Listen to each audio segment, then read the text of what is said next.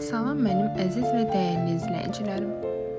Bugün sizinlə birlikdə milli mətbəximizin sevilən yeməklərindən olan dovğa bişiririk. İlk olaraq göyərtələri xırda-xırda doğrayıb yaxşıca yuyuruq.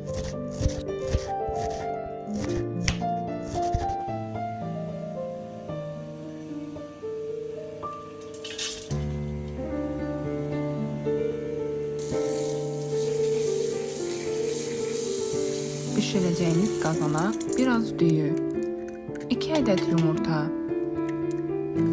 bir balaca banka mayonez və 2 kiloluq banka qatıq əlavə edib yaxşıca qarışdırırıq. Mən dovğaya mayonez əlavə edirəm.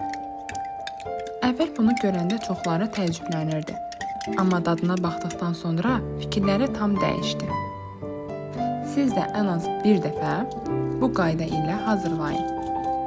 Bir dəfə dadan bu resepti heç vaxt unutmayacaq. Hazırlayacaq olan hər kəsə nuş olsun.